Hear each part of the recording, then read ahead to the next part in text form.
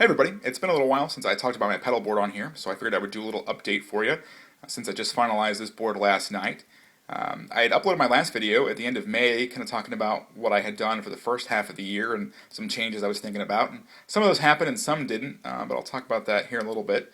Most significantly, I've upsized my board. I used to use a pedal train 1, but this is a pedal train 2. I thought a couple of extra inches might, help make things a little roomier, so I've upsized to that. But as always, the board starts over there with a little in and out box from this one's mine, and then runs up to the Ernie Ball volume pedal. That should be familiar to most people. It's the 25K version. I like it a lot for swells and just kind of controlling your gain and volume and stuff. From there, it runs over to the Diamond compressor, which if you've watched any of my other pedal board videos, shouldn't need any introduction. I've had this pedal since late 2008, and it's great for adding balance and sustain and EQ versatility and whatnot, but it's on pretty much all the time. Makes everything sound better, so why turn it off? From there, it runs down to the turbo tuner, which again, accurate and great. And then to the Timmy, the Paul Trombetta Mini Bone Fuzz, and the Catalan Bred Dirty Little Secret Mark III. I played with some other pedals, thinking I might add I had a custom version of the Arc clone, and I had a Wallace Audio Voyager that was really good. When it came down to it, I kept coming back to these three. The Timmy is sort of my mild breakup sort of pedal, but stacking that into the Dirty Little Secret, which is sort of that Marshall kind of vibe. I have it set on the super bass mode. Stacking it into there just makes it a little more edgy and cool.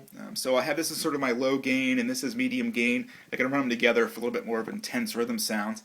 And then for leads, I'll kick in the Mini Bone, and the Mini Bone is capable of a lot of cool stuff. You can do gated fuzz and even some octave stuff that's cool. But most often I have it set up about like you see it here, running into the Dirty Little Secret for leads or stacked with the Timmy. It's just a really cool sounding fuzz.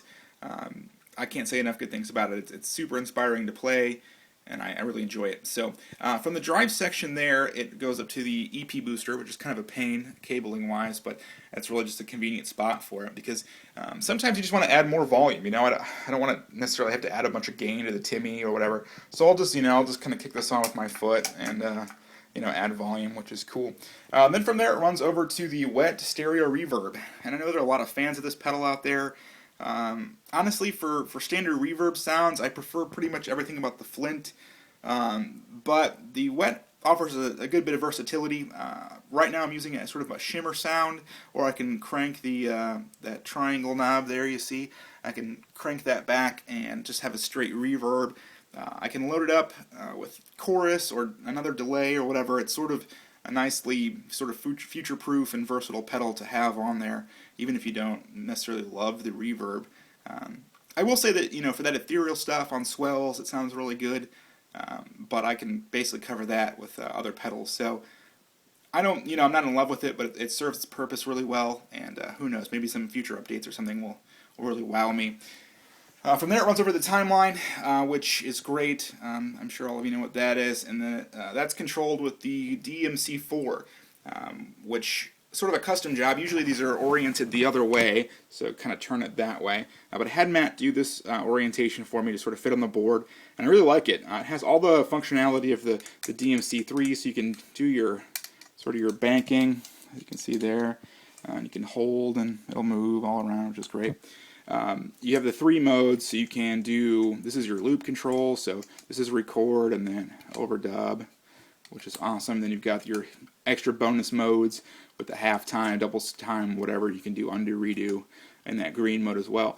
But the thing that this has is this little bottom right button here, which sends simultaneous tap tempo to the timeline and the Flint, which is something I basically fell in love with from the DPC5 and didn't want to have to do without. So that's controlled by that, and then it runs down to the Flint, which is just great sounding reverb. The spring is a lot better than the Blue Sky, I think, and then the 80s and 70s versions of the reverb are just really nice sounding, and some people don't like the Strymon reverbs. I do, so that's great. And then the tremolo is tap tempoable and just sounds really good. So that's sort of my pedal board where it's at. I had thought about maybe adding a micropog, and I actually had one for a while, and it didn't really work for me for the money and the pedal board real estate that takes up. It just wasn't a solid investment. So I think this is what I'm going to be playing for the foreseeable future. Us pedal guys, though, we Always find something new to toy around with.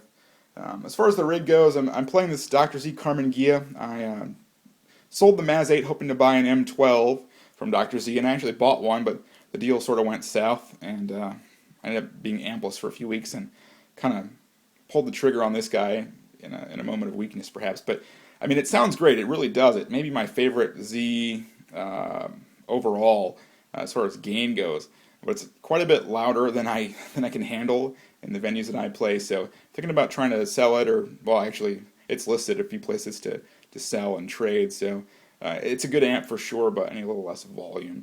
And then I'm playing my G&L ASAC Classic Custom, and then this is my Taylor Big Baby as far as the rest of the rig tour goes. I just installed a Cade & K Pure Mini in this, and it sounds great. I used it last week.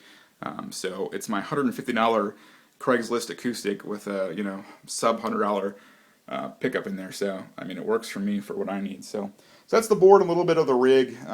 This is my other pedal over here, my DoD FX17. I'll plug that in every now and again if I want some filtery wah sounds. But that's sort of all the gear. Like I said in the last video, kids are expensive, so things have been flying out of here faster than I'd like, but certain sacrifices. So that's the rig, that's the pedal board. Hope you guys enjoyed it. Leave any comments, subscribe, and all that stuff, and hope you enjoyed it. Take care.